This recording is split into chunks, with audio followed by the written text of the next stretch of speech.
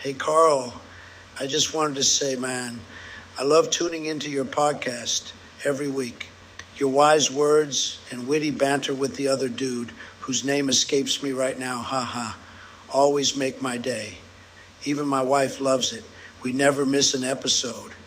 I think it's awesome how you're always talking about making the world a better place. Keep up the great work, my friend. Cheers, Donald Trump. And so, Meat Magic C-Suite Secrets is alive yet again. It's Wednesday. Oh, it's Tuesday. Oh my God, I thought it was actually Wednesday already. It's Tuesday only. So for all of you who are sat at your desk doing nothing, being lazy, when you should be in sales, hold on. I've got myself.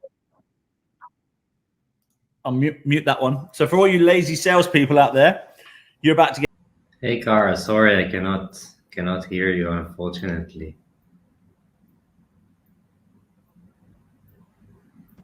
How about that? I muted myself. Yeah, I had too many clicks. Was I on mute for the whole of that time? Most of the time. But anyway. Oh, mute again. Yeah, oh. I'm gonna leave them. I'm gonna leave this thing alone because every time I touch that shit, you know what? Do you know what happens? Everything goes wrong. Raz, nice to meet you. I was telling everybody before that it's really good to have someone like you being able to come and have a conversation with us because your knowledge and background coming from where you come from, PayPal, cybersecurity world, you know, the whole Israeli security thing. I think that is fascinating. But I did also say that we're going to give some insights to some salespeople because, you know, I think a lot of salespeople at the moment are expecting things to happen for them almost. So it's almost like the world's gone backwards in my world, in my eyes. I mean, salespeople, when I was in sales, we had no choice but to sit down. Actually, this is how it went. Okay, we had to go to the office of the person we wanted to talk to. We'd have to sneak into the reception. On the desk, on the coffee table would always be some annual reports. We'd have to steal one of those annual reports, take it back to the office, and start reading through it. Find out who the key people are. There's no internet. The internet wasn't there, and so we'd often then see the agenda of the strategy for the business over the next 12 months, and we'd have a conversation on the phone with the CIO about aligning to that strategy. That's what I mean. It's a very basic thing. Geez whiz, you've got the internet now, but salespeople I'm seeing are still not prepared to do that background work. Well, are you seeing the same thing in your? Maybe we'll start at the beginning. Let's start at the beginning, Raz. Tell us who you are. Okay. No. I like it when you push me into the water. This is what I'm good at. Yeah. Throw me into the cold water. I love it. Yeah. So just reflecting because sometimes you just want to answer. Also in sales, yeah. They ask you a question, you're not gonna say, "Hey, let me answer in the end." You need to give the answer. So answering that, still struggling, man. I think in sales, being like in two sides of the aisle. I've been a vendor and like a consumer. So I saw the both sides of the aisle. And the thing is, you always struggle to say the right thing. Yeah. So sometimes you need to do a background in order to understand the person that speaking with you, what's interesting him now, not what happened like, a few months back. So yeah, still today you need to take it from any LinkedIn or any other. Well, I mean, it's not as though we can't go and find what Raz did on the weekend. I'll just log on to your Facebook and I can go and say, "Hey, saw you out with the missus on the weekend." You can do, you can do anything today. It's literally everyone's exposed, so there's no reason for salespeople not to being able to, just be a little bit more tailor-made in your communication and the way you approach people. Anyway, look, I'm Carl. I'm the founder of this crazy idea called Meat Magic. Which is connecting executives all over the world for conversations with salespeople. And this is just some of the highlights that I've seen during the past 3 or 4 years of doing this. Being prepared is the number one thing that gives you confidence. And I'm not prepared for this call at all. So I'm not really eating my own dog food, but But because I like spontaneity, and I think the best conversations come when you don't prepare too much. And so, Raz, tell me a little bit about you, because we met in Singapore. I was blown away by the fact that you turned up to this drinks that we had, and I'm like, oh shit, the cyber. Tell me a bit about the cybersecurity side of PayPal that you were involved in, because I know you've left there now, but you were involved in that. What was that all about? Because it was a very interesting title that you had. Yeah, very, very interesting. Sometimes it's interesting title, sometimes sounds very boring, but I will try to make it very exciting. Yeah. So, so I had a very exciting actually job in PayPal. One of my main roles and responsibilities were I had to look at the emerging threats, how they're gonna evolve, and how they might hit PayPal. So we had to do threat intelligence in order to understand what can be happening maybe in 6, 7, 8 months from now. And then getting ready, look at our tech stack and say, hey, are we really ready? Or do we have actually a fancy toys that we are using? And this is a question, yeah? Because sometimes, yeah, you want to buy fancy toys. We like fancy toys, no, Carl? Yes, always. Like your pocketry, no? Fancy toys. I mean, I know if there's people watching this, people like Jameson O'Reilly from Devon, probably one of the best hackers on the planet. You know, I think he's made more money than God finding holes in people's networks. But he loves fancy toys. But I think people have got too many fancy toys that they become blind almost, right? Exactly, because sometimes, and sorry for saying that, you know how to dig the hole, you know how to get there, but it's a rabbit hole. It's not going to take you anywhere. You want to protect and defend, let's say, the crown jewels, the holes that are going to lead you to the crown jewels, the ones that's going to hold your holy grail. Yeah. So one of my jobs was, hey, let's find what are holy grails, what are the places we want to actually defend, because there are so many places on the fence that we couldn't care less if someone would dig a hole, by the way. It can be super sophisticated, but it will get there nowhere. Yeah.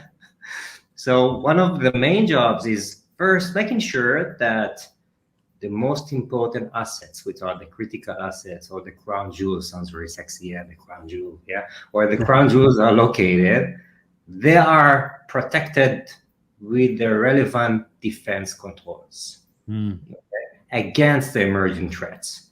Not what's happening today, because today we are good, but what's going to happen tomorrow? Are we actually ready to respond? Because in cybersecurity, and I've been in the industry, you asked me what I did, I've been in the industry for the past 15 plus years. It's not a matter, and it's like a cliche, yeah, but it comes again and again and again. It's not a matter of, you know, when, of how, it's a matter of when. And when they come, you just want to be ready to respond. I heard yesterday, and sorry for taking over, because you asked about a very exciting, you know, and passionate field of my life. I heard a great interview by George Kurtz, which is the CEO of CrowdStrike. And one of the things that he was referring to, and the sophisticated attacks are just getting more and more interesting. Yeah, so imagine like 10 years ago, ransomware start, or 7 years ago, then they ask, okay, pay me and I will bring you back your, you know, or decrypt your data. Now they're not saying just that, they sometimes do double and triple ransomware. What does it mean? Yeah, can you imagine what does it mean, like triple ransomware? Let's imagine together.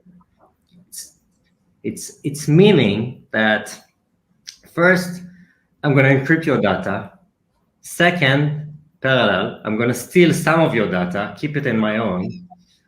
And third, I'm saying, hey, if you're going from, you know, taking your backups and coming from backup, the moment you're going to do that, I'm going to actually exfiltrate the data. So what are your chances? It's like catch-22. Should I pay? Should I not pay? Still going on. And some of the executives, they know if they're not gonna pay, it's gonna be a huge issue. But if they're gonna pay, they're gonna actually assisting the criminals to continue, getting their. And that just makes it more profitable. So they just keep doing it all the more. Is this like nation state stuff, Raz? I mean, China, Russia, Iran, Korea, North Korea. Are they still the four main worries that most people have? There is a direct and indirect attacks. Okay. So most of the ransomware attacks are not directly from, the nation you refer to and some others. Yeah. Sometimes they have their proxies. Okay. Because they want to influence the economics. They want to influence political situation. Sometimes they just want to generate money, like North Korea. I hope that Mr. Kim doesn't hear me. But they just want to now. GDP. Yeah, there are so many sanctions, man. They need to make money. Yeah. It's kind of crazy. I think in Australia last year there was something like 76,000 cyber attacks, one every 7 minutes, I think, something like that. And then I think that was 2022 to 2023. And then in 2023, last year, there was one report every 6 minutes, and they were up around 20%. So that was, I think, 3 of them each day was classified as of a serious nature. I mean, do you see that? Do you think that's going to increase this year? I think it might gonna. I don't want to be foolish. Yeah, you never can predict the future. You just rely on data-driven information that you're getting. I do not think that it's going to be reduced. It's not going to stay the same. But still, if you take in the same numbers in 2023, 2022, 2021, and you say what is the average, impact by cybersecurity attacks, it's still very significant. You cannot avoid it. And now take like 20, 15%, 10%, choose a number of increasing. So I think we need to be aware, and we need to do the right choices, in terms of, hey, which type of assets do we have? If they're gonna be impact, how we can quantify. And this is what I was nurturing in PayPal, by the way. He was asking how we can quantify the cybersecurity risk. What's going to be the pain in dollars? Yeah, how it's going to look like. And then let's do investments. Then find the relevant vendors. Let's share with them our projects. And I think one of the good things, and not just good thing, it's very innovative thinking, even though it's very simple. When we met and you said, hey, Raz, I think that if I will go to executive, they're going to share, their plans for 2024, for 2025. And I can assist them to find the relevant solution that match to them. I think it will resonate. Let me ask something. So you've been on both sides of the fence, right? So you were at PayPal. You would have had salespeople knocking on your door 24 hours a day to try and come and sell you stuff. Wow. This is obviously in the cybersecurity world. I mean, we've got Magic's probably got about 20 or 30 cybersecurity vendors. A lot of them have got the same stories to tell. How do you differentiate, or which ones do you know? Which ones do you let in to have a conversation with you? Because what I'm seeing at the moment, and this is just an example, one of our clients has a bit of software, a cybersecurity bit of software that allows you to get visibility into all your SaaS applications, because that's often where there's some risk. But they're not acting on that, even though they know it's a problem that they need to fix. They're not acting on it. So, at what point do the boards and the people in control of the budgets need to start allocating capital against the actuality of that risk, because they're not doing it?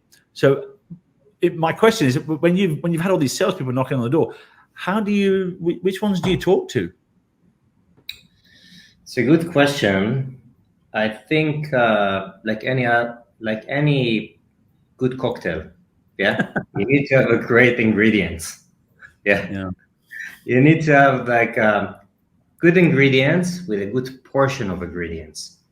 So the ones that just keeping on my door, not even question, hey, what's your pains? Hey, let's have a conversation about, X, Y, and Z. It's like from the first minute for me, it's a big no-no. Yeah. Because they don't want to assist me. They want to sell me, which is a big difference. Yeah. I want vendors that gonna assist with my pains, because when I will be successful, following their support and assistance, it's a win-win situation. I'm gonna get my bonuses. Yeah. My team is gonna be happy. We're gonna be better in the better defenses against these emerging threats. And the vendor is gonna be happy as well. Yeah, he's gonna increase his ARR. So it's my best suggestion is try to tailor kind of a win-win situation. It's cliche, yeah. But it's this is the reason I said cocktail. Yeah, it's not just send me a message on LinkedIn and say, hey, we have like the best identity and access tool that maybe gonna fit for you. No, I think what's gonna be better is, hey, we have like very interesting and new technology that might gonna assist you in identity. If you're looking for it, and if it's a pain, let's have like 15 minutes conversation. I don't want to waste your time. How do they get to know what your interests are if they've not looked at your Facebook or if they've not been into your Instagram account and stalked you? How do they know what Raz's interests are? Okay, so there are a few different ways, and you said it. Yeah, back in the days, you have to sneak into offices. First of all, be creative.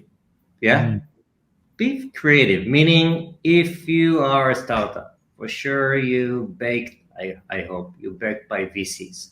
VCs have connections.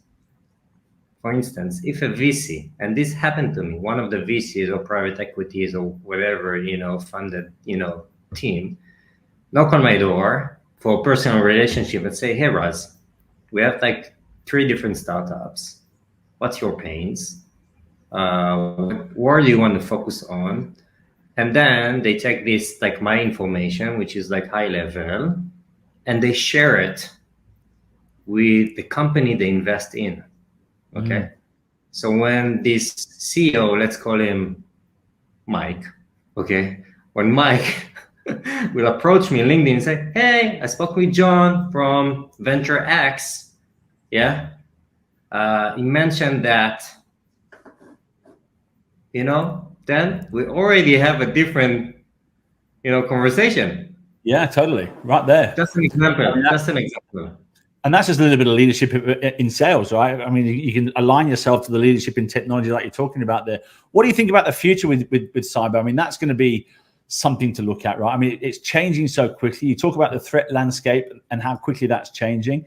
What sort of emerging technologies do you think are going to have the most significant impact on the cybersecurity world in the next 24 months? Okay, let me surprise you. Okay, you ready? Yeah. So last week, I was reading lots of reports, and what happening in articles in the World Economic Forum. One of their signs over there was AI is the future. No, man, the AI is not the future. It's the present. It's here. There's so many tools. Come on, guys. It was just, I think, this week or last week, Microsoft, Google, Samsung just released their ad hoc, AI tools. And why I'm saying that, it's not just tomorrow. It's like starting last winter when ChatGPT. So when you ask me, and sorry for taking you for a long conversation, you need to keep track on the technology. It's kind of a race condition. Yeah. Technology emerge, cybersecurity threats emerge with that. The attackers, the criminals, they do not sit and wait in their offices and say, let's wait a year, see what's are the trends. Okay, now let's act. No, they look at the technology very fast, very agile. They're trying to understand what are the gaps, where we can attack, where we can leverage, where we can do our A/B testing. Some of them are acting like startups and like companies. So they have the QA, they do survey of understanding what are the best tools. And if there is a tool, basically, that can defend against, the new technology. And then they say, there is a gap, there is a need, there is a value, same as, any startup. What is the best product market fit for attacker? Yeah, right. That's really interesting. I bet Jameson and Devon, he'd be all over that, understanding that, because I'm yeah, sure. I think, I come from a very poor background, and, the stolen cars would come up on our street. People that bring the stolen cars up, and, we'd take the radio out and sell it for £10 and put food on the table. Today, it's all online hackers taking your credit card and the money from your bank. It's a completely different world. There's no more stolen cars and stolen radios anymore. It's a completely different world, and I think that's going to evolve even more. I mean, whether or not they're stealing people's data from a big hack and then releasing that on the black market and making money from it that way, or they're taking individuals' money. It's just it seems to be happening more and more and more. And the banks, from what I can see, the bank seems to be saying, "Oh, it's not our fault; it's yours." So are we going to start to see people that are the custodians of money, like banks, starting to say to people, "Well, actually, that was your fault that you gave those details away"? I think I'm going to give my perspective from working in banks. Yeah, so I was working in one of the biggest banks in Israel, defending the security infrastructure over there, and I got to the culture and the internal thoughts of how to protect the customers. So it's and I was recently working in PayPal, have the same thought leadership. We need to protect our customers. So I know the majority, there are some that do not think that way, but I don't think it's the majority. Yeah. I think most of the banks, when they're speaking about risk management, when they're speaking about revenues, when they look about, how to quantify, the cyber risk, they're thinking about the customers and the consumers. So sorry to hear, that feeling that you have, but I think they're doing their best. If we look in the biggest bank in the world, I think in JP Morgan. Actually, it's a news that came in, from the World Economic Forum. They're investing $15+ billion to defend, and exactly they pinpoint the fraud, problem. So I really believe that they are doing their best. I'm talking about, the majority of the banks, and the rest have to follow. You know why? Regulations are getting tougher. Always need a good regulation. Yeah, nobody like them, but always need a good regulation to be the growth engine. Did you ever prepare? Did you ever prepare for the first 24 hours after an attack? Did you like have some simulations or something going on? So all of a sudden PayPal got done, and then what do you do? First things first. Let's make sure we're all on the same page, get the story straight, and before we go to the press, before you open the door and you get all the flashing cameras. Did you ever have any scenario planning like that? Yeah, it's like to call it tabletop exercise. Not just doing that, I was architecting that. So It's some things that came into, my, I think part of my nature is maybe my military background. Yeah. That you need to always be ready, and you need to train and train and train, because the moment it happened to you, you already have your playbook. Imagine, God forbid, you have a fire in your basement. You know exactly what are the 3 steps you need to do, I guess. Yeah. If any cybersecurity team, and not just a cybersecurity, team, the executive, have their full playbook of what need to be done, the impact of the attack will be reduced in very high percentage. I cannot like tell how much, but for sure, the time to respond will be quicker and the pain will be lower. So absolutely, absolutely, yeah. You need to be very, experienced. You need to be very creative. Man, this is a super stressful situation. Yeah. You can't even imagine, even for a people, for a person, there is an attack. He have the playbook, but now he needs to stay in the office for the next 24, 48, and sometimes weeks, until make it this done. You need to get ready for that. There is no even a question. It's have to be part of the strategy, and this is what I was pushing so hard, by the way, in PayPal when I joined. Yeah. So yeah. There's a whole I think there's a whole load of industries spinning up off the side of this, right? I mean, you've got the likes of, I don't know before, for example, that are training people on the human behavior side of cybersecurity. Don't click on shit because that's why you're getting hacked. And then you've got all the insurance industry that's spinning up. Preparing companies, for when they do get hacked, how they can save themselves from that. And those insurance premiums we're starting to see them obviously going through the roof. But are you seeing anything? I mean, you've spent some time now as an advisor in the cybersecurity world. What are you seeing? What are you seeing as the peripheral industries that are all starting to pop up? Yeah, let me just click back a second, okay? I just want to give another example. I don't know, just to resonate again. It's not just we have the awareness. Let's imagine together, okay? Me and you deciding to go to run a marathon, 42.1 kilometers, man.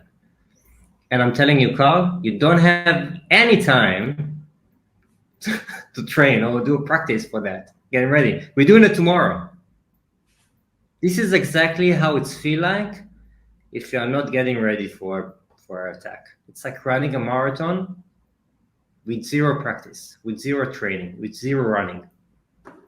I know what that. Are you a marathon runner? I'm a half marathon. I like a half marathon, which is 21. Yeah. My girlfriend's preparing for a marathon right now, and she's aiming to do 3 hours 30, and not just to finish the marathon, but to finish it in a good time. And to prepare for that alone it's 20 weeks of hard training.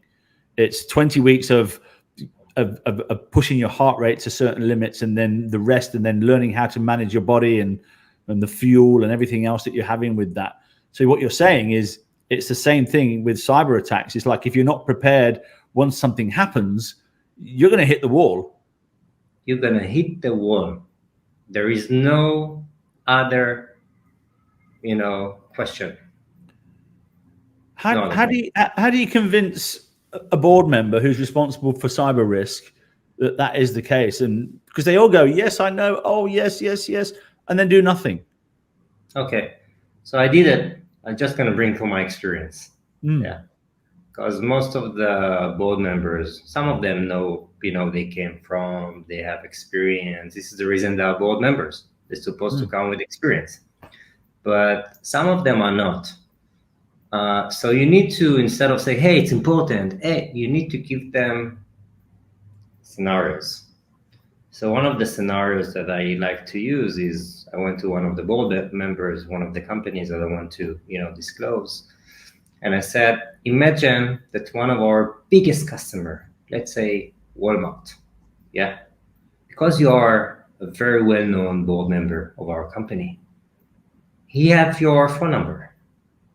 And he heard a rumor, there is something is going on. You're going to get a phone call and he will ask, hey, Carl, I heard that ransomware attack is going on. Does it going to impact me? Silence.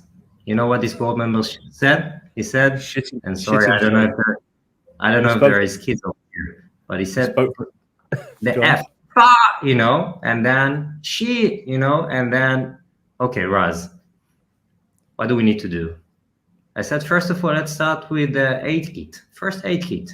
Yeah, don't like go to boil the ocean with board members, you know, because when you try to boil the ocean with them, it's like they start to strategize. Hey, what's the budget? What we have the plan? Why are you coming with a new narrative that we need to have effort? Baby steps. Give them the scenario, how it's going, and then I'm entering also to quantify, you know, the impact in the business, the stock price, the customers, the merchants, the internal employees. You know, you need to have the relevant communication. It's a mess. It's a chaos. Let's be ready. What's in the first aid kit? Don't call Raz. Some cream. Yeah, no, I'm just I'm just joking. First aid kit is the first thing that happening. You need to have the number, the WhatsApp, the email, just to, you know, to update, to share the information. Even if you are not sure, it's better late than sorry. Yeah. So just update the relevant team. In order to do that, you need to know who's the relevant team. You need to have their number. So yeah. Anyway, I think there's so much involved in this whole thing. One of the things that I see, I don't know if it's the same in Asia, but it certainly is in Australia. You hear it a lot. That the narrative is always agreed. Yes, we know cybersecurity is very important. We know it's the number one topic this year on the business agenda. We've got to do something. But then what happens is it comes down to the mid-management layers, maybe the C-suite layer, and it gets stopped because it may be somebody else in a different division, different team that's blocking the budget being approved. And we're seeing this a lot. We see there's the allocation of capital not going to where it needs to go to support cybersecurity agenda. Is that the same in Asia? Is it the same sort of? I call it the permafrost layer. These are the people, you know, they've probably got 3 kids in private school, paying 150 grand a year, you know, and don't change anything here because I might lose my job, kind of thing. And so let's just let's just hold off and we'll take a bit of a risk. Do you see that happening much over there? I think so, here and there. By the way, nobody got fired by buying, you know, either IBM or Microsoft. Yeah. So this is one thing. On the other hand, you want to bring like the emerging, you know, tech in order to actually protect your crown jewels. But I think that a lot of that I'm observing coming here is that compliance regulations are a big aspect of the, you know, the narrative of the why. Why do we need to invest? Yeah, it's something I would leverage and use if I was a vendor. I would go first. Hey, what is your biggest pains in terms of auditing, regulation, compliance, all this packet, the GRC, yeah, the holy grail of GRC, governance, risk and compliance. And then I might gonna find like a budget. Second, maybe if I have emerging technology, including a buzzword, AI,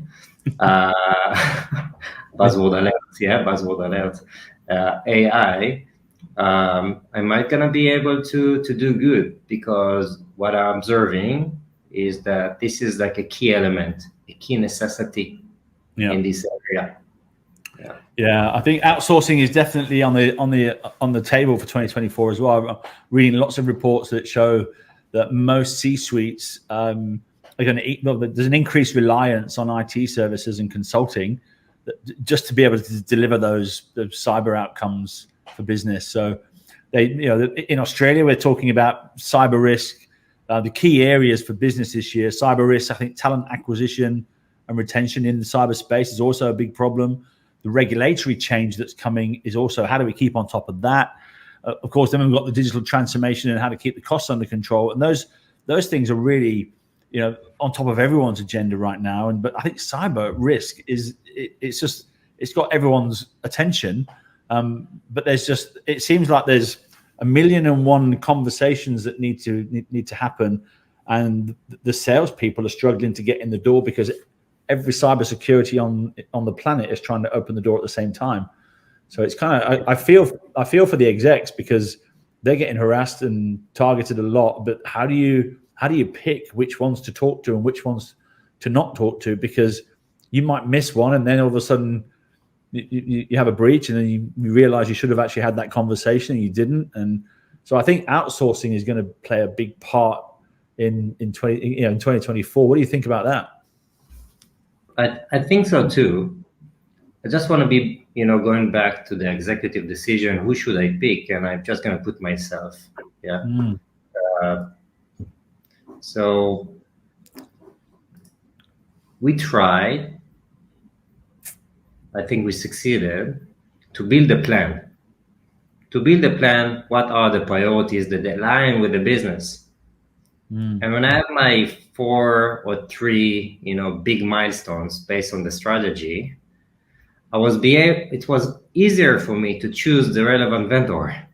Yeah. So the selective of what is actually needed, that's first of all tick the boxes based on the strategy. So I used to get 100, messages in LinkedIn. Man, it's crazy. You cannot even imagine being in PayPal. I stopped even look at my, messages in LinkedIn, specifically in LinkedIn.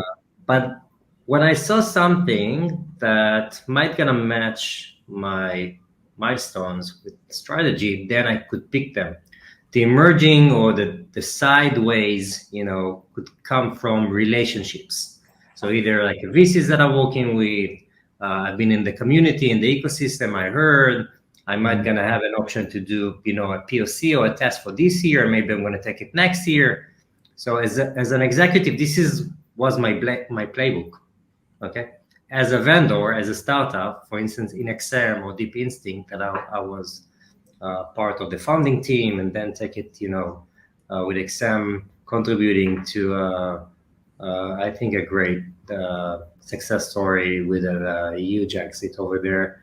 Yeah, of course, leading by our CEO, and everybody did something, in the team to make it happen, this $700 million exit. But as a vendor, what we try to do is always speak about the pains. Yeah, getting the intelligence of understanding who's the person, that we are working with, getting background check, just like in the old days. Yeah. Human. I think trust and human. Yeah. Let's work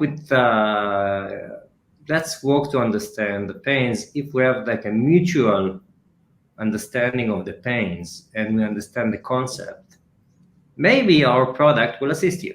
So this was another. It's really interesting. One of the things I'm going to be doing with the Meet Magic platform is giving the execs a chance to actually see which companies or which other execs are actually using a particular product. So you can reach out to them and say, hey, I'm thinking about looking at this company. What's your experience? And I think that's the reason why a lot of execs go to the events and the conferences, to try and find someone to have a conversation with about that. And of course, when they go to the conference on the free ticket, they get harassed afterwards for 3 weeks. So it's kind of, I'm trying to stop all that. Can I scan you? Yeah.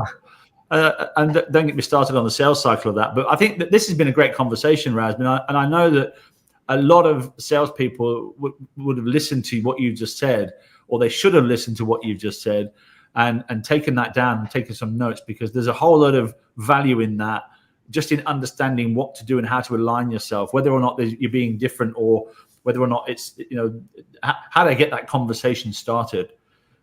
You've been, one of the things that really blew me away when we first met was that you just arrived in Singapore a couple of months after the war started.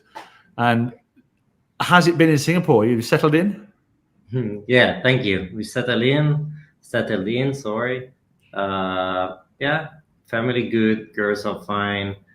My heart is with my friends in Israel. It's a tough situation. I'm not saying like who is right, who is wrong, but it's complex. It's complex. Hopefully, we get the hostages back. This is like the most important. It's like one of the things that we all concerned about. So Your timing was impeccable. thank That's you. that's all I can think of. So whatever you choose to do with your life, I'm sure your timing is going to be perfect, because this is one of the number one things, that the reasons why salespeople or why startups are successful is not because of the product, it's because of the timing.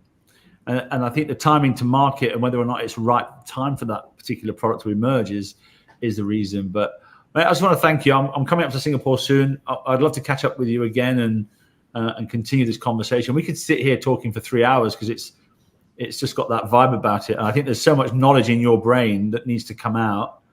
It's incredible. So tell me about what you're doing now, Okay. and where you're going with it.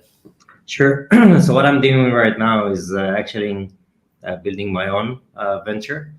I want to use my expertise and experience to share and assist, startups to be faster to market. Yeah. To reduce the time, share with them my failures, share with them my success, giving them my unique view of, two sides of the aisle. And maybe they will adopt it, and we're going to succeed together. So I'm working with cybersecurity startups here in this area. I'm also have a relationship with local VCs over here to see how we can bring like a value creation sometimes to their portfolio, and sometimes do the right pick for investment, and not just for the time of the investment. Because if you're going to speak with any partner in a VC, will tell you that the most concerning time is the day after, not the day before. Yeah. Yeah. What it's saying. I wish you all the best with that. And I think your knowledge is valuable for any startup. I mean, the fact that you know all the VCs, not just in Singapore, but around the world as well, because you've been dealing with them. Maybe you could introduce me to the PayPal mafia. I can get some money out of them to go meet Magic. Let's do that. You're not joking, are you? He says that with such a straight face. I'm always with a can-do approach. Let's do that. What can happen? It can be a huge failure, or nothing will. Exactly. I'm all for that. Raz, thank you so much for your time. We'll call it that. It's been 45 minutes. That's quite a lot of time for. I'll take some of the clips of this, and there's some little bits of value in there that you spoke about, which is I'm going to clip it. I'm going to put it on our internally on the Magic Circle, so the salespeople and the execs can watch it, because I think there's so much value in there that it's just a matter of getting it all out. So, Carl, it was lovely. You're lovely. I love talking with you. We always have like a good, ideas after we have a chat. So yeah, I'm still thinking about writing to the Mr. Beast, because there's the guy talk about technology's role in social impact. Look at this guy, what he's doing with his money and giving it away, making people's lives better. Let's speak with him. Maybe he can hear us. Hey, Mr. Beast, we want you to join us. We want to be with you. Come speak with Carl. Here's a challenge. That clip there is the one I'm going to cut that right out now. I'm going to tweet it on Twitter. I'm going to tweet Mr. Beast. Should do that. Raz, bless you, mate. Have a great day, and we'll talk to you soon. Take care. Take care. Bye-bye.